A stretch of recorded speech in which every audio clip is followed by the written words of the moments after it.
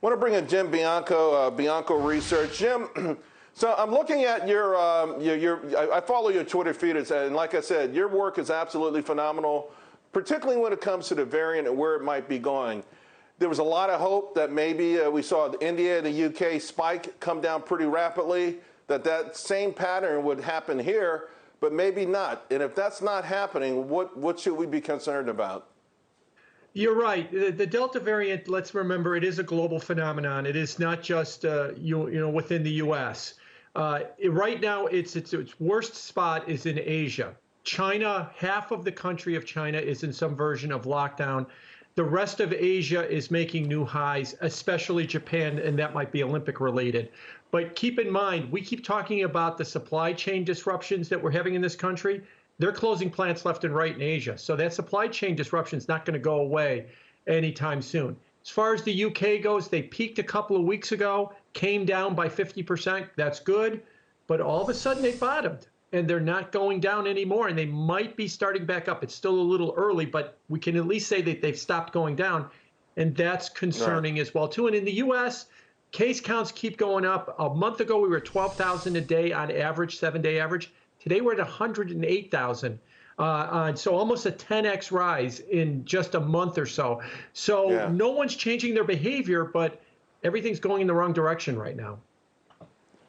Although, Jim, we just had Jackie DeAngelis break the news that Norwegian Cruise Line won a court case against the state of Florida.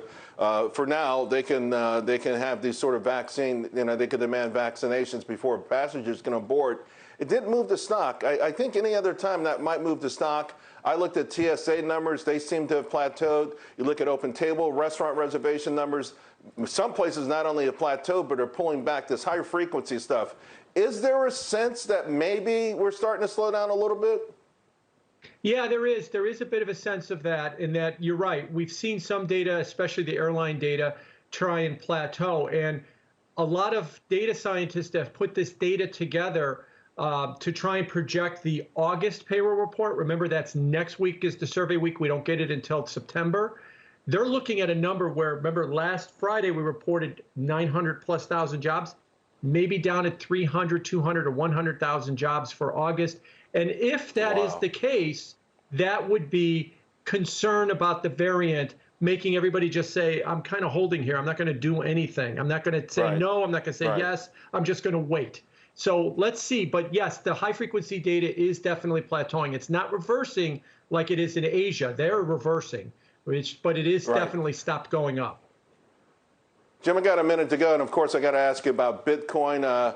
Crypto staging in general, staging a pretty impressive rebound. Of course, for the last few weeks, the believers have said to me, Charles, just stop worrying about government intervention. You've mentioned this many times.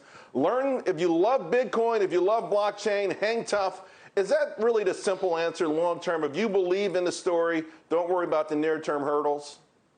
Well, if you believe in the story, the near-term hurdles are going to make it hard to believe it because they're going to create volatility. Government regulation, I don't think can stop it, but it can make it miserable in the medium term. But what we learned in the last couple of days is Congress, the Senate, tried to regulate this. And guess what? The crypto universe actually has some lobbying muscle, and there's been somewhat of a pushback on it.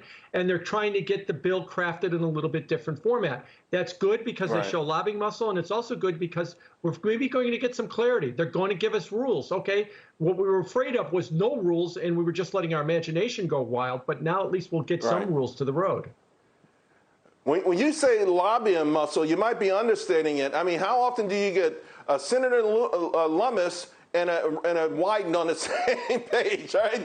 I mean, oil and vinegar. So I tip my hat to the folks in crypto because you definitely made your voice heard. Jim, you always do that as well, and that's why I appreciate you. Thanks for coming on. Sure, thank you. All right.